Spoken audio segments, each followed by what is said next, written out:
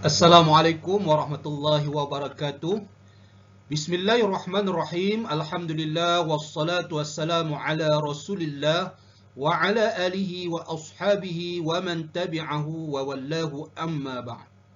Allahumma alimna bima yanfa'una wanfa' bima 'allamtana wa zidna 'ilma.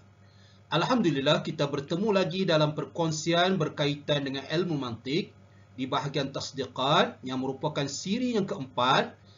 Untuk kali ini, tajuknya ialah berkisar tentang aswarul qadaya. Iaitu, dalam sesuatu ayat ada kata kunci ataupun kata penentu yang menunjukkan sesuatu ayat itu menceritakan berkaitan dengan keseluruhan ataupun sebahagian. Istilahnya dipanggil sebagai sur ataupun al-aswarul qadaya. Dalam perkongsian kali ini ada 3 perkara asas yang akan dibahaskan. Yang pertama berkaitan dengan pembahagian umum kata penentu kuantiti tersebut iaitu ataupun istilahnya sur dan pengertian setiap bahagian. Yang kedua, contoh-contoh sur dan penggunaannya dalam pembentukan ayat. Dan yang ketiga, penamaan ayat berdasarkan sur. Jika ada sur dalam sesuatu ayat, ayat itu dipanggil ayat. Ada nama khas ya bagi setiap sur yang berada dalam sesuatu ayat. Sur ni kalau bahasa mudahnya ialah dia diambil daripada perkataan sur ya, pagar. Maknanya yang menentukan kawasan sesuatu tempat. Jadi dalam sesuatu ayat, dalam nak menentukan skop ayat itu merangkumi keseluruhan ataupun sebahagian, dia ada kata kunci ataupun kata penentu. Jadi kata penentu itulah yang dipanggil sebagai sur dan jamaknya aswar. Sebelum kita memperincikan berkaitan dengan sur ini, eloklah kita lihat pembahagian umum sur ya. Pembahagian umumnya terbahagi kepada 2. Yang pertama, sur kulli, maknanya menyeluruh. Yang kedua, juz'i, yang sebahagian ataupun bukan menyeluruh lah, ya, merujuk kepada sebahagian sahaja. Seterusnya, kulli pula terbahagi pada mujib, maksudnya mensabitkan tu kepada keseluruhan. Yang kedua, kulli salib, maknanya menafikan keseluruhan. Menafikan keseluruhan itu dinamakan kulli salib. Manakala juz'i pula terbahagi kepada 2, juz'i mujib, makna mensabitkan sebahagian sahaja. Yang kedua ialah juz'i salib, maknanya menafikan sebahagian. Itu pembahagian umum bagi pembahasan sur ya. Sebelum kita perincikan, eloklah kita ingat rajah ini terlebih dahulu dalam pemikiran kita agar mudah terbayang setiap pembahagian yang ada. Seperti mana kita ketahui dalam perkongsian sebelum ini, qadiyah terbahagi kepada 2. Maknanya ayat sesuatu penyataan tu terbahagi pada 2 bentuk. Yang pertama, hamliyah, iaitu yang berbentuk mensabitkan sesuatu ataupun menafikan sesuatu. Yang kedua berbentuk syartiyah, iaitu penyataan yang bersyarat. Itu nama dia qadiyah syartiyah. Setiap qadiyah tersebut ada sur yang dikhususkan bagi setiap qadiyah tersebut. Ya. Kita mulakan dengan qadiyah hamliyah. Apakah sur yang dikhususkan bagi setiap kategori yang ada dalam qadiyah hamliyah. Sebelum itu, kita lihat isi berkaitan dengan pengertian sur dalam qadiyah hamliyah. Okey, dalam peperiksaan nanti, berhati-hati ya. Kehendak soalan adalah berkaitan dengan sur apa? Qadiyah hamliyah ke ataupun qadiyah syartiyah, kerana pengertian ataupun dia punya ta'rif berbeza ya. Bagi qadiyah hamliyah, ta'rifnya ialah al-lafzu ad-dalu ala kamiyatil afrad kulliha au ba'dihha. Iaitu sesuatu lafaz yang menunjukkan kuantiti unsur subjek, sama ada keseluruhannya ataupun sebahagiannya. Jadi subjek yang menjadi bahan cerita itu, ceritanya meliputi keseluruhan unsur ataupun sebahagian unsur. Itu dinamakan sur. Seperti mana kita ketahui dalam paparan yang sebelum ini, sur terbahagi pada kulli dan juz'i. Dan setiap satu kulli dan juz'i ini terbahagi pada dua pula, mujib dan salib. Kalau kulli mujib, ingat, dia meliputi yang menunjukkan keseluruhan tanpa ada sebarang penafian. Lafaz-lafaz yang berbentuk pensabitan keseluruhan. Contohnya kullu, semua. Jami', keseluruhan pun, semua pun di jami', ya, ama. Jadi sekiranya kita dapati dalam sesuatu ayat ada perkataan-perkataan ini, maka ayat itu dipanggil qadiyah hamliyah kulliyah mujibah. Surnya ialah kulli mujib. Apa macam mana kita dalam soalan dalam peperiksaan nanti, kemungkinan dia tanya, sebutkan sur bagi kulli mujib. Jawapan dia ni, salah satu daripada tiga ni, ataupun dia suruh sebutkan dua ataupun tiga dan sebagainya lah, ya. Jadi dia punya sur dia ialah kullu, jami', am, iaitu lafaz-lafaz yang menunjukkan keseluruhan, ya. Semua. Apa contoh dia? Kullul insan natiq. Jadi macam mana kita tahu ayat ini adalah qadiyah kulliyah mujibah? Ada sur kulli, ya, mujib. Dan dalam ayat ini tidak ada sebarang huruf nafi ataupun penafian, maka oleh sebab itu nama dia mujibah. Jadi, kalau dalam peperiksaan nanti ada soalan menanyakan ataupun mengajukan soalan apakah bentuk ayat ini kullul insan natiq, maka jawapan dia ialah qadiyah kulliyah mujibah. Dia punya simbol dia kaf mim. Kaf mim itu simbol bagi kulliyah mujibah. Kena mahirkan berkaitan dengan sur ini kerana ia ada kaitan dengan tajuk-tajuk selepas ini, tanaqud, akas dan juga kias, ya, semuanya ada berkaitan dengan sur. Jadi manakala sur salib pula, kulli salib, dia punya contoh dia ialah la syai'a, menafikan, makna tidak ada sesuatu, makna keseluruhan, ya. Tidak ada sesuatu. La syai'a, nafi li jins. La ahada, tidak ada seorang pun. La farda, tidak ada seorang pun. La syai'a ni lebih, kalau ayat tu merujuk pada sesuatu benda, manakala la ahada, la wahida, la farda merujuk kepada orang, ya.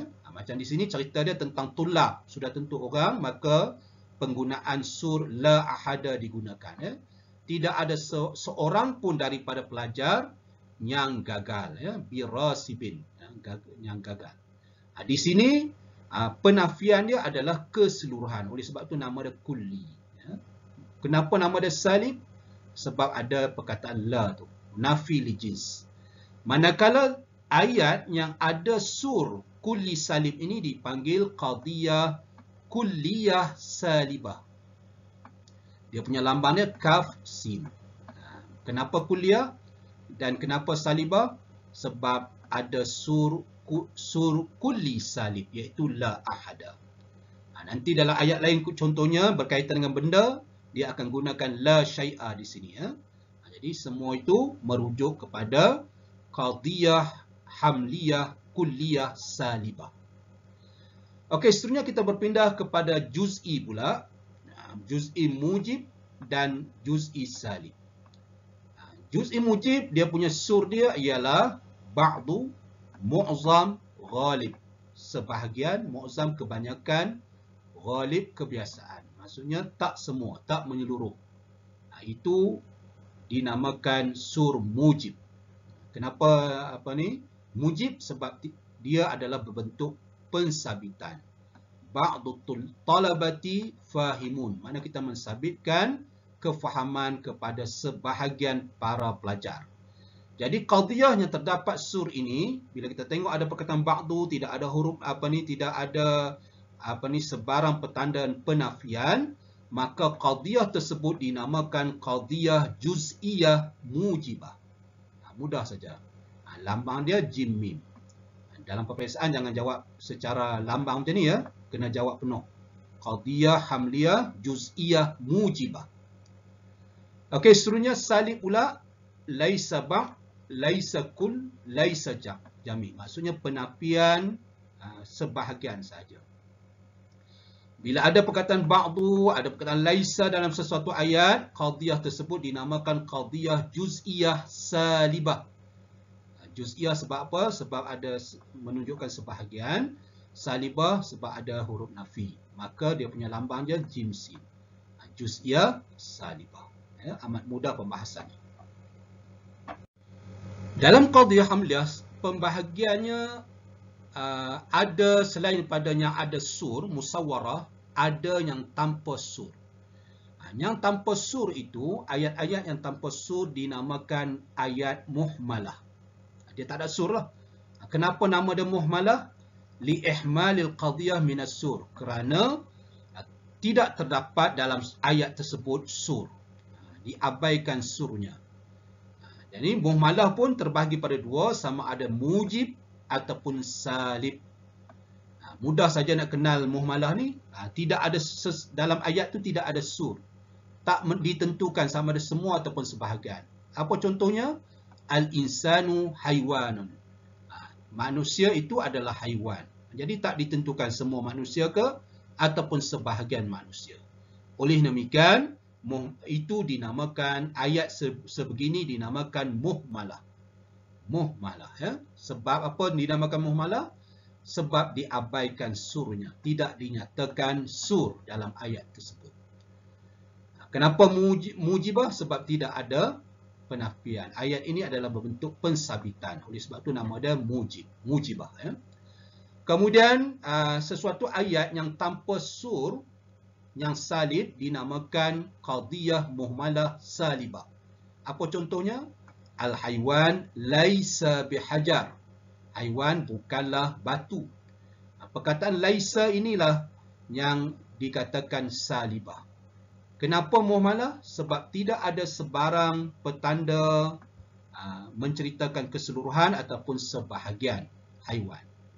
Itu oleh sebab itu ayat tersebut dinamakan qadiyah muhmalah salibah. Ingat ya, mudah saja.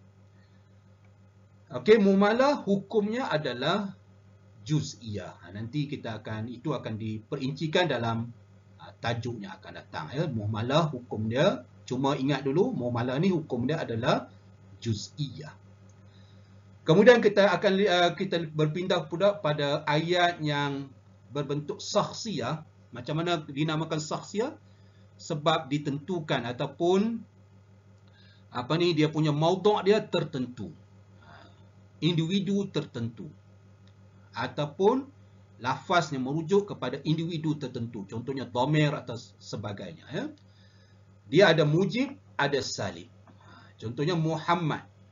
Muhammad ni kita tengok tidak ada sur pun ya. Tetapi oleh kerana dia subjeknya adalah individu tertentu, maka dia dinamakan sakhsiyah. Sebab subjeknya adalah individu tertentu ataupun yang merujuk kepada individu tertentu, contohnya dhamir dan sebagainya. Isim isyarah ataupun mausul ya. Muhammad syairun. Maka ayat ini kalau diajukan soalan ayat bentuk apa, maka kita jawab qadiyah sakhsiyah mujibah. Sebab apa sakhsiyah? Sebab ditentukan maudhu'nya.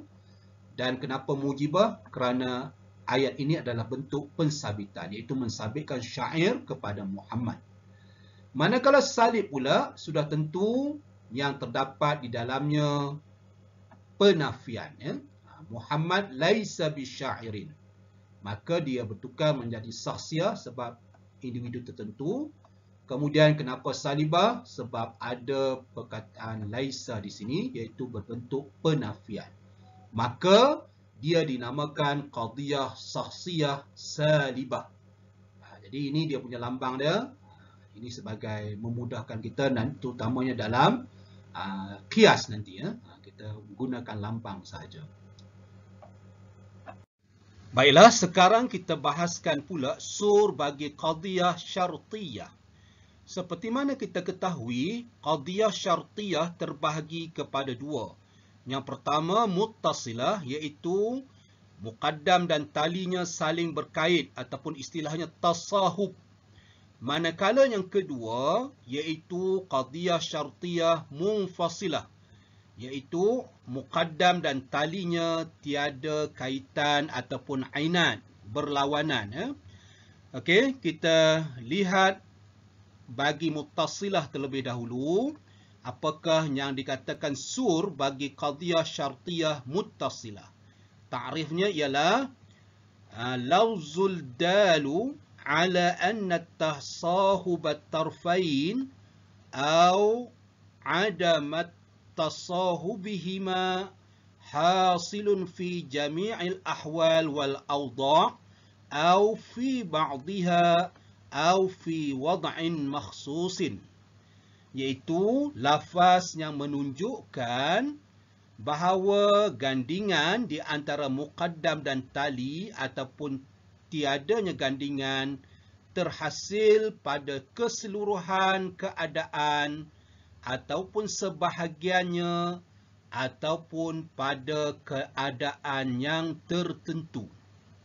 Itu ta'arifnya ya. Okey. Seperti mana kita ketahui, pembahagian qadiyah syartiyah dari sudut aspek surnya terbagi pada dua, kulli dan juga juz'i. Dan setiap kulli dan juz'i terbagi pada dua pula, mujib dan juga salib. Begitu juga juz'i, mujib dan juga salib. Apakah sur yang berada dalam kategori kulli mujib? Okey, di antaranya ialah kullama, mahma, mata. Jadi mungkin soalan datang dalam bentuk sebutkan sur kulli mujib. Maka jawapannya ialah kullama, mahma, mata. Mungkin dia nak 2 ataupun 3 ya. Jadi kita kena kena ingat setiap sur bagi setiap kategori itu ya. Kemungkinan soalan juga suruh datangkan contoh dalam bentuk qadiyah, penggunaan sur dalam bentuk qadiyah. Jadi ini contoh bagi penggunaan perkataan kullama. Kullama kana haza 'inaban kana fakihatan. Setiap ini adalah anggur, dia adalah buah-buahan. Jadi perkataan kullama inilah yang menentukan bahawa qadiyah ini dinamakan qadiyah syartiyah kulliyah mujibah. Sebab apa kulliyah? Sebab kullama. Dan kenapa mujib? Kerana dia dalam bentuk pensabitan. Ya? Mensabitkan fakihah kepada inab. Kemudian bagi sur kulli salib pula, satu sahaja. Ya? Laisal battata. Laisal battata. Battah ni maksudnya qat'i.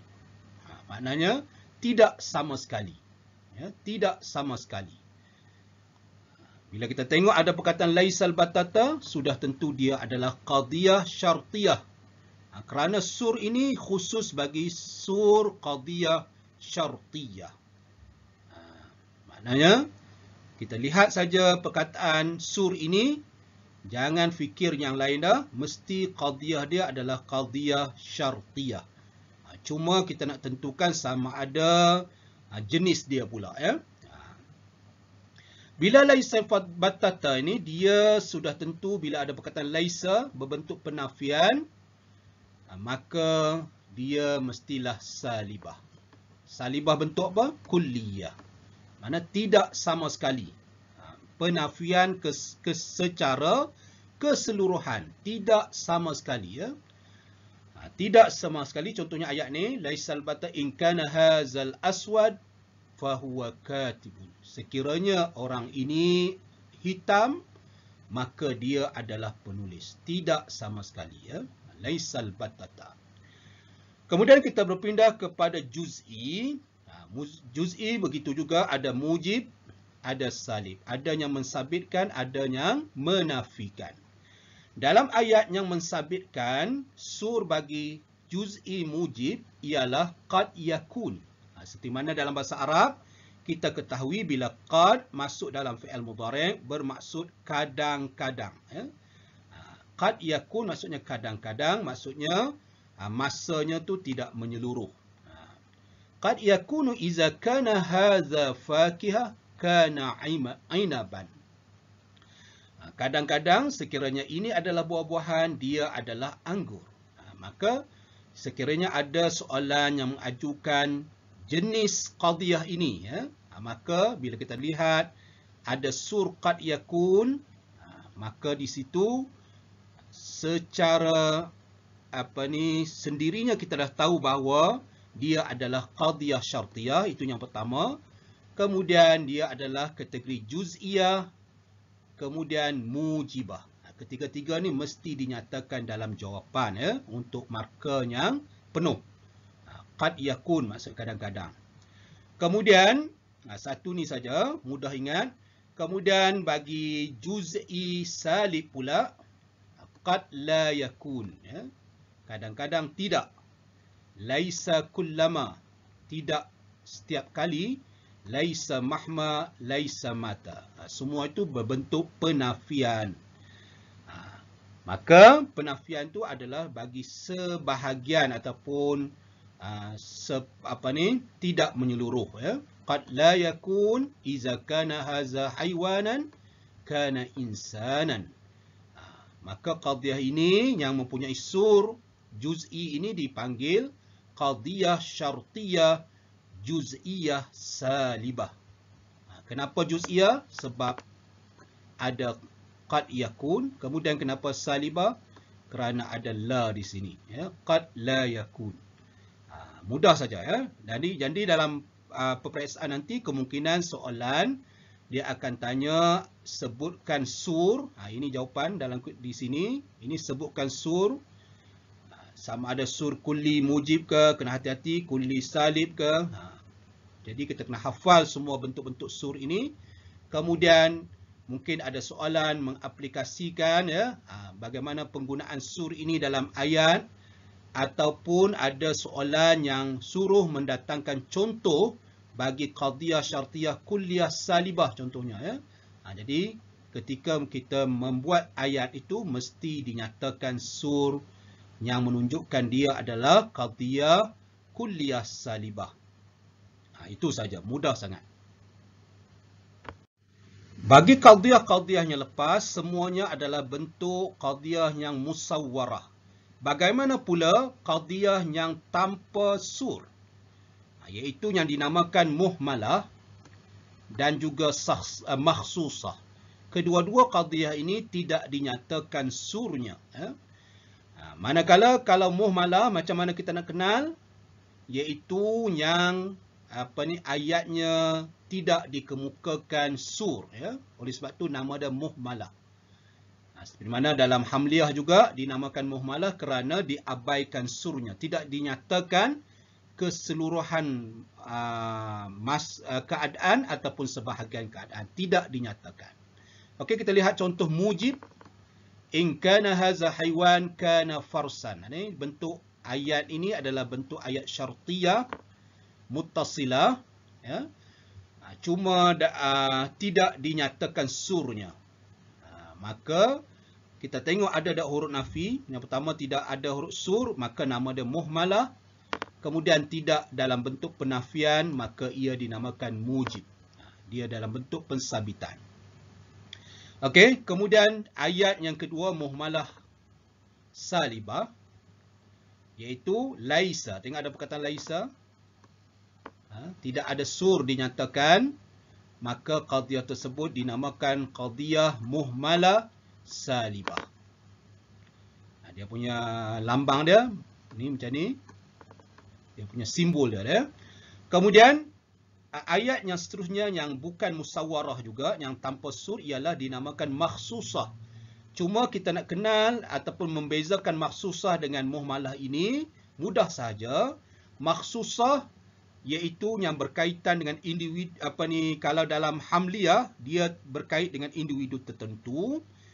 Kalau qadhiyah syartiyah dia berkait dengan masa tertentu, ya. Contoh di sini ialah al-an.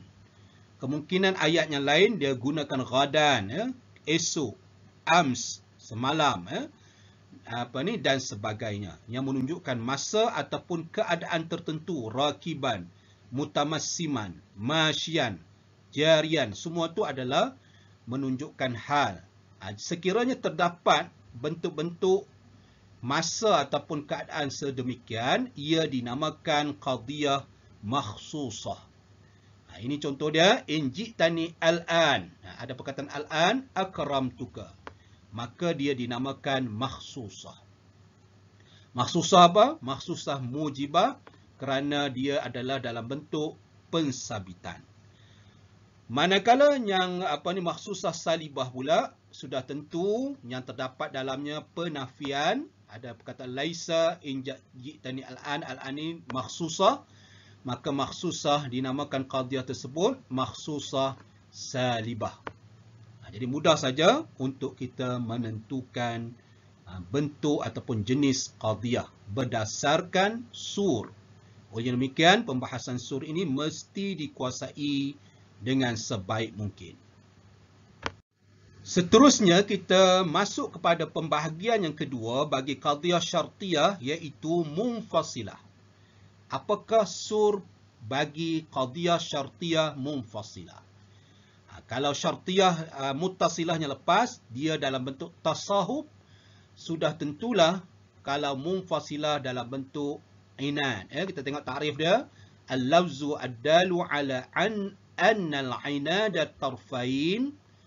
Percanggahan di antara dua juzuk, iaitu muqaddam dan tali itu, ataupun tidak bercanggah, keduanya adalah terhasil pada semua keadaan. Ini kuliah. Ataupun sebahagiannya, ini juz'iyah, ataupun fi wada'il mahsus, itu mahsusah, ya. Sama ada percanggahan tersebut berlaku pada keseluruhan waktu, sebahagiannya, ataupun pada waktu tertentu sahaja. Seperti mana kita ketahui, dia juga pembahagiannya sama, kulli dan juga juz'i, yang musawarah, ya. Kulli ada mujib, ada salib. Jadi mudah saja kita hafal. Ada perkataan daiman, abadan. Ini menunjukkan keseluruhan, ya. Sentiasa, abadan, selama-lamanya. Jadi bila ada nampak sur daiman abadan ni, mesti munfasilah. Jangan jawab muttasilah ke hamliyah ke, sebab ini hanya digunakan pada qadhiyah syartiyah munfasilah sahaja, ya. Contoh ayatnya ialah daiman imma ayyakuna jismu sakinan au mutaharrik. Tengok ada perkataan au, ada perkataan imma. Itu semua petanda bagi qadhiyah ini adalah qadhiyah munfasilah. Kemudian ada sur daiman, maka dia adalah kulliyah. Kemudian tidak ada penafian, maka dia dinamakan mujibah. Mudah saja untuk menentukan bentuk qadhiyah. Kemudian kulli salib pula, sama seperti mana muttasilah, dia punya surnya berkongsi laisal battata, tidak sama sekali. Tidak sama sekali maksudnya penafian keseluruhan keadaan, ya. Ayakuna hadza syai' abyad au aswad. Maka qadhiyah ini dinamakan munfasilah, sebab munfasilah ada petanda infisal, ya, imma au, itu semua infisal. Kemudian kulliyah salibah sebab sur laisal battata ni, iaitu menafikan keseluruhan, tidak sama sekali. Itu mudah saja, ya. Kemudian bagi juz'i pula, juz'i mujib dan juga juz'i salib. Sama seperti qadhiyah muttasilah juga, qad yakun, cuma ayat dia berbeza, ya. Dalam bentuk begini, ini nama dia munfasilah. Munfasilah apa? Juz'iyah mujibah. Manakala juz'i, sama juga, qad la yakun, laisa daiman, laisa abadan. Semua ini adalah petanda-petanda ataupun kata-kata kunci ataupun sur bagi qadiyah syartiyah munfasilah. Bila tengok saja perkataan ini dan tengok bentuk ayatnya begini, ada perkataan aw, ada imma, maka ia dinamakan munfasilah. Qadiyah syartiyah munfasilah salibah. Sebab ada la di sini. Qad la yakun. Ya. Mudah saja untuk soalan menentukan jenis qadiyah ataupun mendatangkan sur bagi qadiyah syartiyah munfasilah. Bagi ayat-ayat ataupun qadaya ataupun qadiyah yang tidak mempunyai sur, ya, maka ia dinamakan muhmalah ataupun makhsusah. Muhmalah mudah saja iaitu yang tidak terdapat di dalamnya sur dan tidak ditentukan masanya. Itu nama dia muhmalah. Contohnya, imma ayyakuna hadza sya'iran au katiban. Tak cerita tentang masa dan juga tidak ada sur, maka dia adalah muhmalah mujibah. Tidak ada penafian di sini, maka dia mujiblah. Kemudian salib pula sudah tentu ada petanda yang menunjukkan penafian, maka dia adalah muhmalah salibah. Manakala makhsusah seperti mana juga dalam muttasilah, dia adalah merujuk kepada keadaan tertentu ataupun masa tertentu. Macam contoh dalam ayat ini ialah perkataan al-an menjadi penentu bahawa dia adalah makhsusah. Makhsusah apa? Kita tengok tidak ada huruf nafi, tidak ada penafian, maka dia dinamakan mujibah. Manakala salib sudah tentu ada huruf nafi dalam bentuk penafian, maka dia dinamakan makhsusah salibah. Mudah saja. Demikianlah tadi pembahasan berkaitan dengan sur yang merupakan tajuk yang amat penting kerana dia juga akan berkait dengan tajuk-tajuk selepas ini. Oleh sebab itu, sila kuasai berkaitan dengan sur ini. Apabila kita dapat kuasai, insya-Allah dia akan memudahkan kita untuk penguasaan tajuk-tajuk selepas ini. Contohnya tanaqud, akas yang akan saya kongsikan dalam perkongsian yang akan datang, insya-Allah.